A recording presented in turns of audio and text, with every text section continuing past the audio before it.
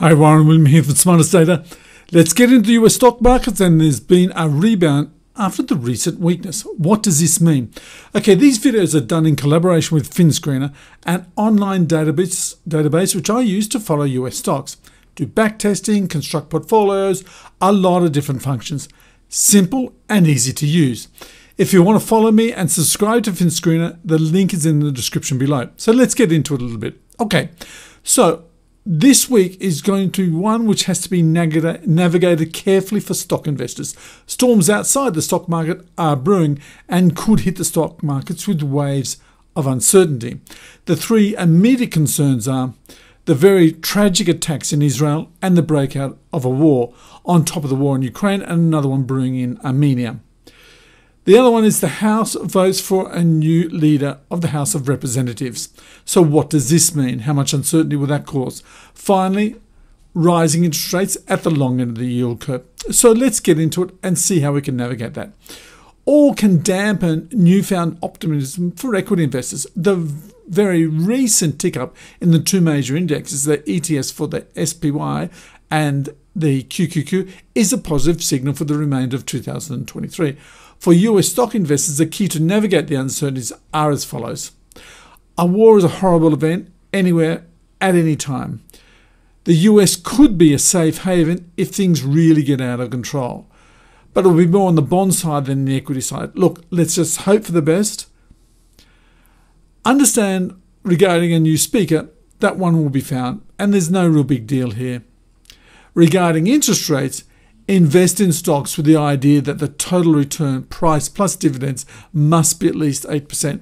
For stocks rated on high valuation models, PE ratios, price to sales, or price to free cash flow, the specific equity market risk premium must be higher. Maybe even over 12% total return would be a start. Thus, there are legitimate concerns over major tech stocks in the Magnificent Seven. These concerns do exist, and investors should note concerns over Amazon in particular, Google and Apple. Each has an individual story. Of the three, Amazon seems to be best positioned.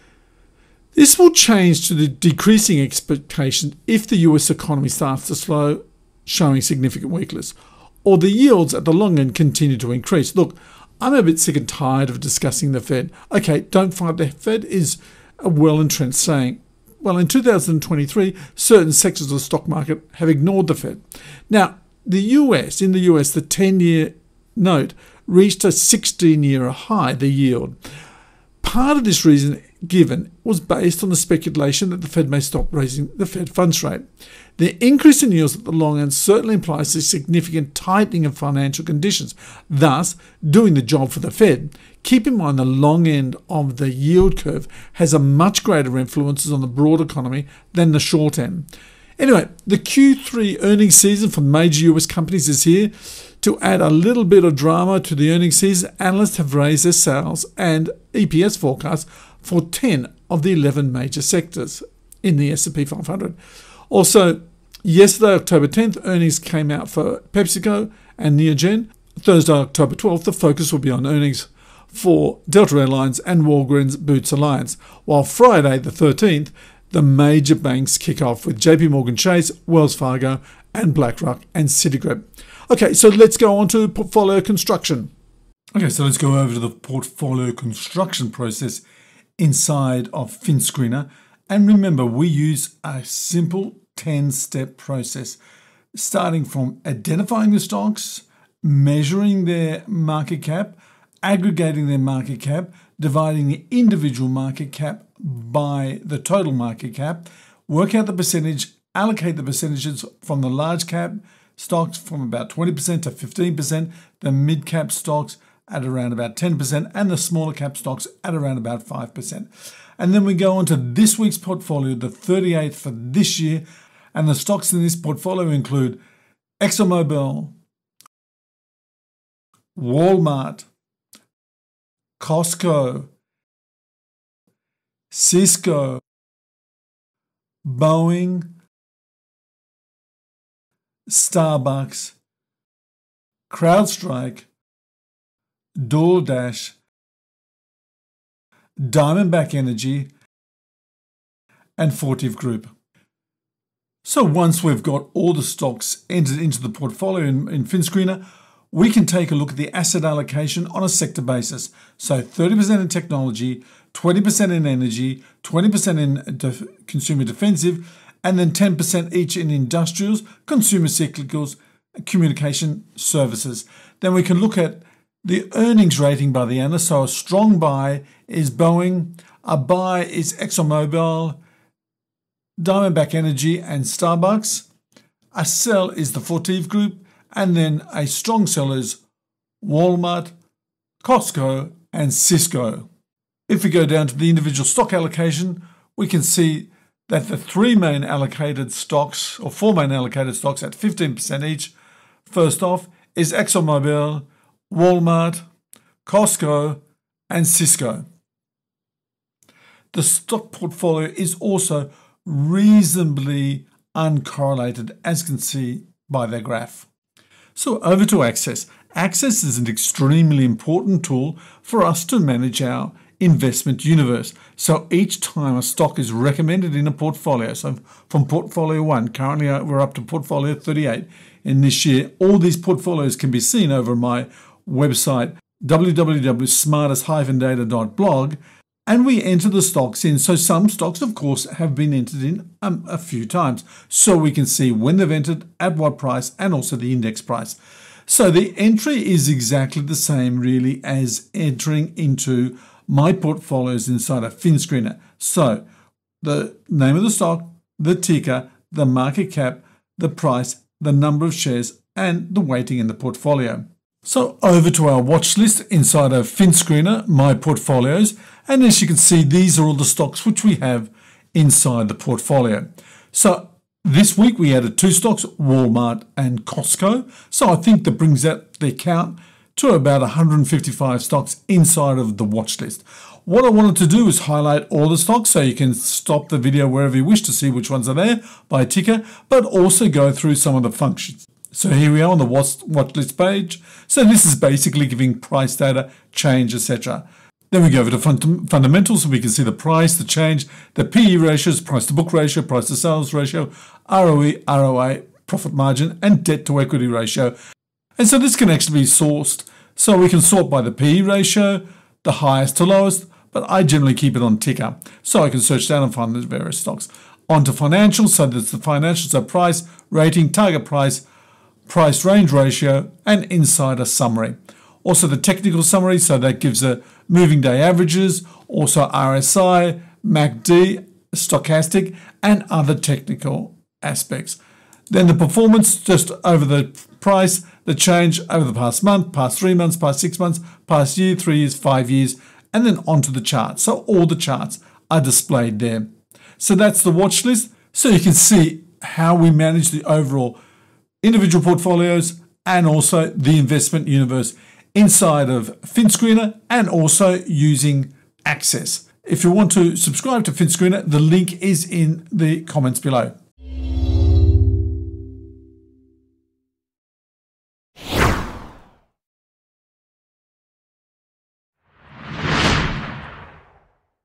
Doordash, the ticker is DASH. It's a 29.3 billion market cap company, currently trading around about $74.50. H1 2023 revenues increased due to marketplace growth and profitability overall improved. Dash is transitioning from a player in food delivery to an on-demand platform for local commerce. Food delivery has strong growth prospects in the US in online grocery. Dash to capitalize on fast-growing retail media opportunities. Competitive risks are significant, thus a valuation premium is difficult to justify. Over the past 12 months, the stock is frankly flat, whilst year-to-date up 53%.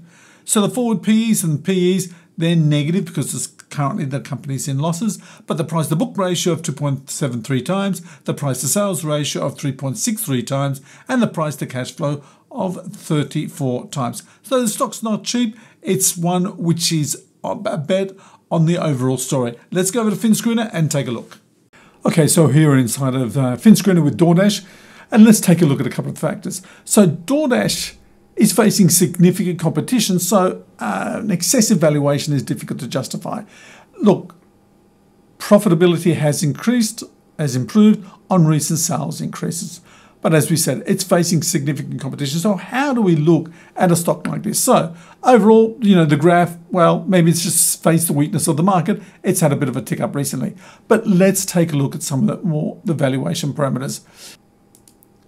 So here we can see in a P ratio, they're negative this year.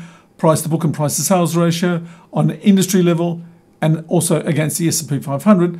So it's quite expensive at this point in time. If we tick down and take a look at revenue growth, the revenue growth over the past 5 years, well, it hasn't been round. So revenue growth over the past 3 years has been very strong, but it's coming out of nothing. So Doordash is transitioning from sort of a food type delivery to an overall local commerce delivery. We'll see what success they have. But a stock like this, with no earnings at this point in time and a new stock, it's really hope for the future. It's got a good business model, so we see if it can work out. That's it for Doordash.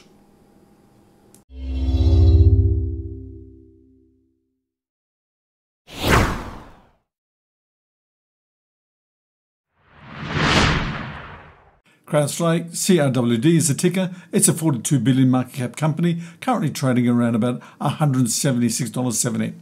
On the Q2 FY 2024 earnings call, Crowdstrike's management expects top-line growth in the second half of 2023 to increase. Crowdstrike is now more competitive in the securities market business due to the quick uptake of new product lines. Crowdstrike's new operational objective model suggests margins are set to improve with increased long-term free cash flow margins.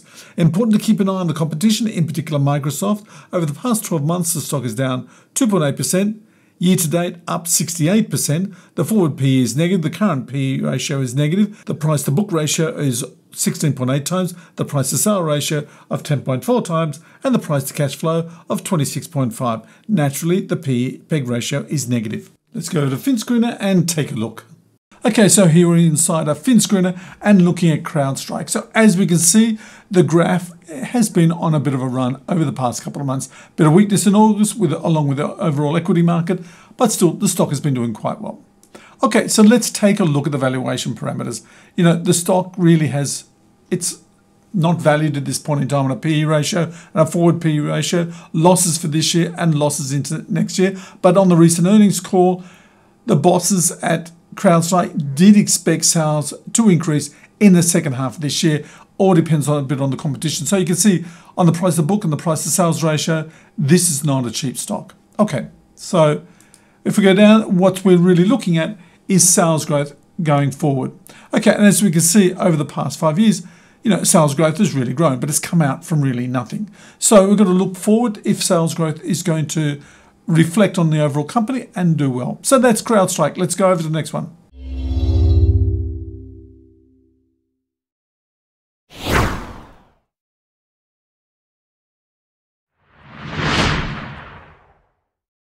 Starbucks, the ticker SBUX. It's a 106.5 billion market cap company, currently trading in and around $93. So for the 13th year in a row, Starbucks has increased the dividend.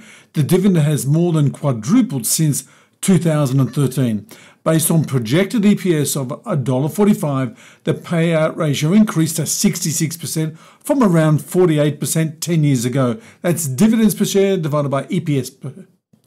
The growth in sales has been driven by price increases, not an increase in transactions. Starbucks has the capacity to further increase transaction volumes in the future. Over the past 12 months, the stock is up 6.7%. Year to date, it's down 6.4%. Forward PE of 22.5 times. Current PE ratio of 37.8. Price to book ratio of 68.5. Price to sales ratio of 5 times. And price to cash flow of 20 times with a PEG of 2.29. It's not a cheap stock, but the opportunities are out there. Let's go over to FINSCREENER and take a look. Okay, so here we're inside of FINSCREENER for Starbucks on the Starbucks page. And as you can see, for most of the stocks, the graphs have been going down. The market did experience some weakness. Starbucks is probably a dividend pay. The dividend payout ratio is around about 66%. That's dividends per share divided by earnings per share. Okay, so this is up from around about 48% 8%, 50% 10 years ago. So that's a dividend play. So what's been going on with Starbucks? So let's take a look at some of the valuation parameters here. So if we look at that, the PE ratio is high. This stock is not cheap at all. But they have been increasing sales mainly through price increases, not transaction increases. They do have the capacity to increase transaction volumes down the track. So let's take a quick look at sales where we are. So let's go down a bit. Blow out sales. So the revenue growth has not been startling on a 5-year basis. It has picked up, so it is better than others in the industry. So it is better than around about 65% of companies which are out there. Not so much the S&P 500, but then also a stock like Starbucks competes with also the technology sector, and clearly the revenue growth is much, much greater then. If you look at some of the financials, let's look at the financial strength.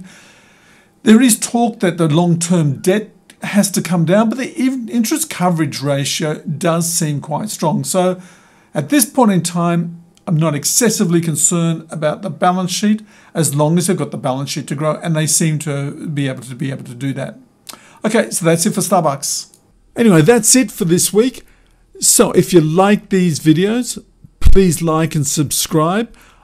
Also subscribe to FINSCREENER. The link is in the comments down below. It's a great way to follow stocks, as well as the online brokers eTORO, FX PRIMUS, and First Trade.